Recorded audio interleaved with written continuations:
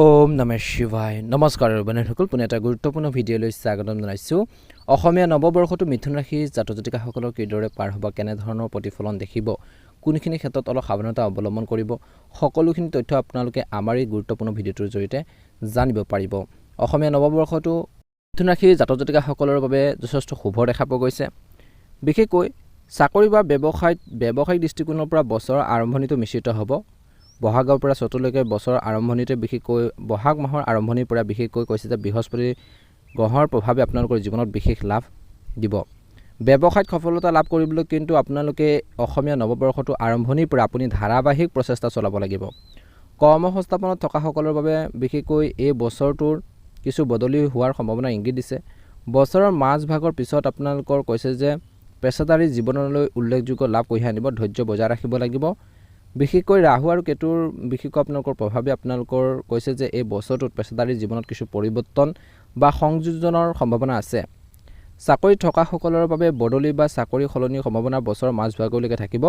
বিশেষকৈ আপোনালোকক কৈছে যে এই বছৰটোত আপোনালোকৰ পেছাদাৰী জীৱনৰ কিছুমান দীৰ্ঘদিনীয়া বা আপোনালোকৰ বহুদিনলৈ সমস্যা অন্ত পৰাৰ ইংগিত দিব।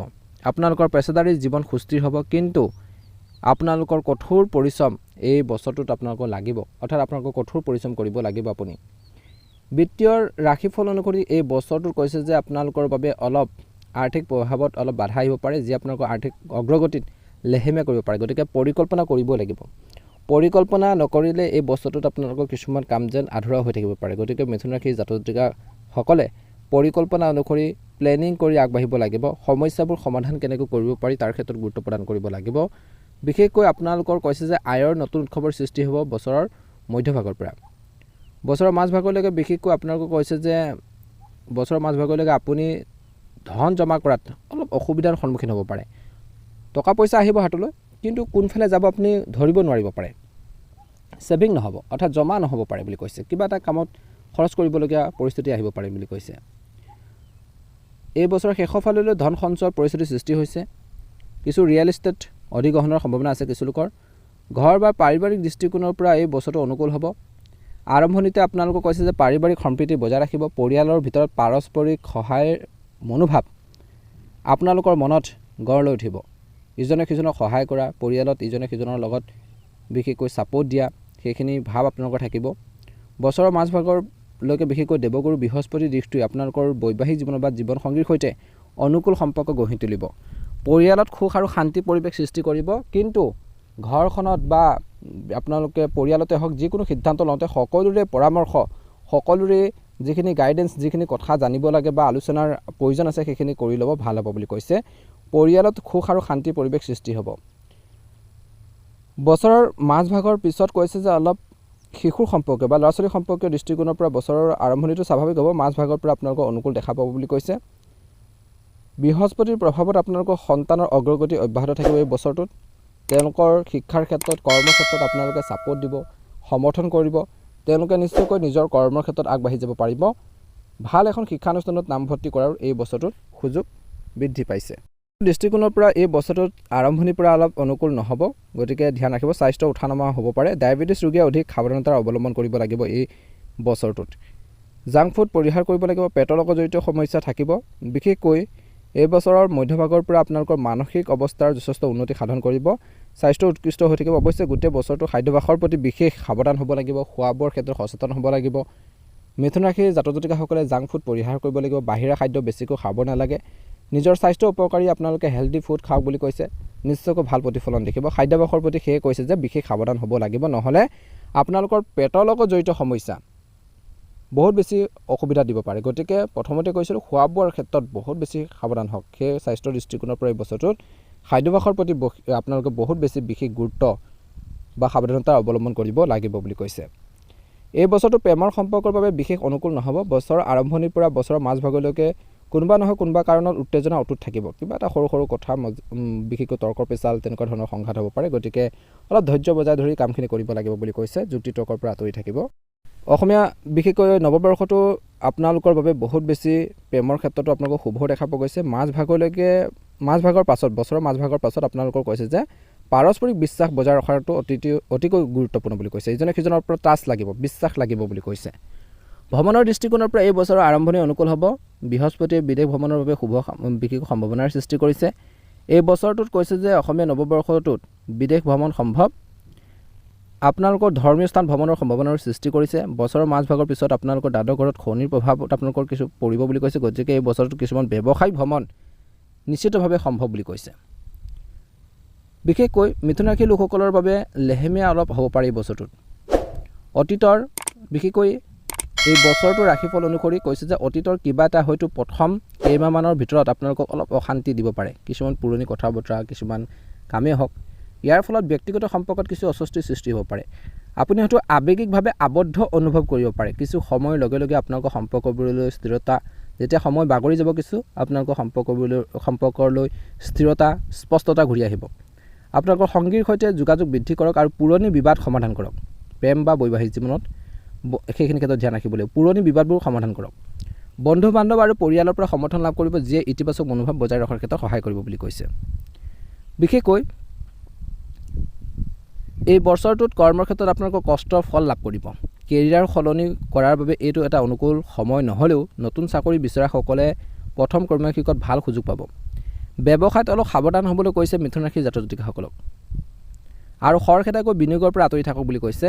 আৰ্থিক অৱস্থা স্বাভাৱিক হৈ থাকিব, কিন্তু পুৰণি প্ৰচেষ্টা ক্ৰমান্বয়ে লাভ কৰিব বুলি কৈছে। এই বছৰটোত এই সময়ত যিকোনো সিদ্ধান্ত লোৱাৰ ক্ষেত্ৰত বুদ্ধিৰ ব্যৱহাৰ কৰিব লাগিব। কিন্তু এই বছৰটোত আধ্যাত্মিকতা আৰু আধ্যাত্মিক অভ্যাসে আপোনালোকৰ মনত কিন্তু শান্তি আনিব। ভগৱানৰ প্ৰতি আস্থা ভক্তি ৰাখিব, কেতিয়াও কাৰো প্ৰতি বেয়া ভাৱ নাৰাখিব বুলি কৈছে। বাৰ্ষিক ৰাশিফল অনুসৰি ইংগিত দিছে যে এই বছৰটো আপোনালোকৰ পঢ়া শুনাৰ ক্ষেত্ৰত কিছু উত্থান পতন হ'ব। ছাত্ৰ ছাত্ৰীসকলৰ বাবে কিছু মনোযোগ বজাই ৰাখিলে সফলতা লাভ কৰিব। 2026 পৰা 27 বৰ্ষ বা অসমীয়া নৱবৰ্ষটো বিশেষকৈ কৈছে যে এই বছৰটো স্বাস্থ্যৰ ক্ষেত্ৰত মিশ্ৰিত হ'ব। ক্লান্তি আৰু মানসিক চাপেও সমস্যাৰ সৃষ্টি কৰিব পাৰে। আধ্যাত্মিকতা আৰু আধ্যাত্মিক অভ্যাসে আপোনালোকৰ মনত শান্তি আনিব। দীৰ্ঘ দূৰত্বৰ যাত্ৰাৰ কিছু লোকৰ সম্ভৱ। বিশেষকৈ ভ্ৰমণ কি ক্ষেত্ৰত হ'ব? পৰিয়ালৰ ভ্ৰমণ, যি আপোনালোকক এক নতুন দৃষ্টিভংগী দিব, মানসিক শান্তি দিব। গুৰু বৃহস্পতি আপোনালোকৰ পক্ষ থাকিব, শান্তি আৰু শক্তি কঢ়িয়াই আনিব বুলি কৈছে। স্বাস্থ্যৰ ক্ষেত্ৰত উত্থান পতন আৰু প্ৰতিৰোধমূলক ব্যৱস্থাৰ বিষয়ে জানি লওক। বিশেষকৈ এই বৰ্ষটো বা এই বছৰটো আপোনালোকৰ কৈছে যে মিথুন ৰাশিৰ লোকসকলৰ বাবে বাৰ্ষিক ৰাশিফল অনুসৰি অসমীয়া নৱবৰ্ষটো অত্যন্ত আকৰ্ষণীয় আৰু ফলপ্ৰসূ হ'ব। স্বাস্থ্যৰ ক্ষেত্ৰত কৈছে যে গুৰু বৃহস্পতি যে দ্বিতীয় ঘৰত ধনৰ ঘৰ উচ্চ স্থানত ট্ৰেনজিট কৰিব। এই পদক জ্যোতিষত কুবেৰৰ যুগ সমতুল্য বুলি গণ্য কৰা হয়। এইফালে শনি আপোনালোকৰ দশম স্থানত থাকিব, কৰ্মৰ ঘৰ। ইয়াৰ পৰা বুজা যায় যে আপুনি সফলতাৰ উচ্চতা লাভ কৰিব, কিন্তু আপুনি নিজৰ বুদ্ধিমত্তাৰ জৰিয়তে, পৰিকল্পনাৰ জৰিয়তে সেই ৰাস্তা আপোনালোকে বনাব লাগিব।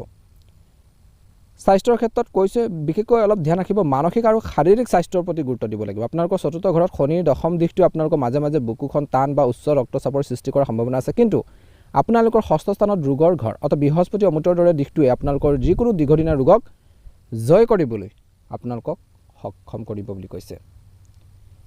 বিশেষ পৰামৰ্শ, মিথুন ৰাশিৰ লোকসকলৰ বাবে এই বছৰটো শ্বাস প্ৰশ্বাসৰ ব্যায়ামৰ অভ্যাস কৰিব লাগে, কিয়নো নৱম স্থানত ৰাহুৰ অৱস্থানে আপোনালোকৰ শ্বাস প্ৰশ্বাসজনিত সমস্যাত প্ৰভাৱ পেলাব পাৰে। গতিকে ধ্যান ৰাখিব লাগিব বুলি কৈছে। কেৰিয়াৰৰ দৃষ্টিকোণৰ পৰা কৰ্মসংস্থাপনত থকাসকলৰ বাবে শনি গ্ৰহ আপোনালোকৰ দশম স্থানত নিজৰ ৰাশি মীন ৰাশি অৰ্থাৎ ওপৰত থাকিব, যাৰ ফলত আপুনি নিজৰ দায়িত্বত গুৰুত্ব সহকাৰে লোৱাটো নিশ্চিত কৰিব। যদি আপুনি চাকৰিৰ পৰা বিৰক্ত হৈছে, তেন্তে আপোনালোকৰ এই বছৰৰ মাজভাগৰ বা শেষৰ ফাললৈ নিজৰ পৰিৱৰ্তন হোৱাটো, আপোনাৰ নিজৰ ভিতৰত পৰিৱৰ্তন হোৱাটো সম্ভাৱনা আছে বুলি কৈছে। সহকৰ্মীসকলৰ পৰা সহযোগিতাও সন্মুখীন হ'ব, প্ৰতিযোগিতাৰ সন্মুখীন হ'ব, কিন্তু আপোনালোকৰ বুদ্ধিমত্তাই তেওঁলোকক আগুৰি ধৰিব। ব্যৱসায়ীসকলৰ বাবে এই বছৰটো সম্প্ৰসাৰণৰ বছৰ। দ্বিতীয় স্থানত বৃহস্পতিৰ স্থানে আপোনালোকৰ নগদ ধনৰ প্ৰভাৱ যথেষ্ট শক্তিশালী কৰিব। যদি আপুনি বিপণন, বিজ্ঞাপন বা শিক্ষাৰ সৈতে জড়িত, তেন্তে 2026 পৰা 27 বৰ্ষ বা অসমীয়া নৱবৰ্ষটো আপোনালোকৰ এই সময়খিনিত ব্যৱসায়টোৱে, কোম্পানীটোৱে এক মানদণ্ডৰ বছৰ হ'ব বুলি কৈছে।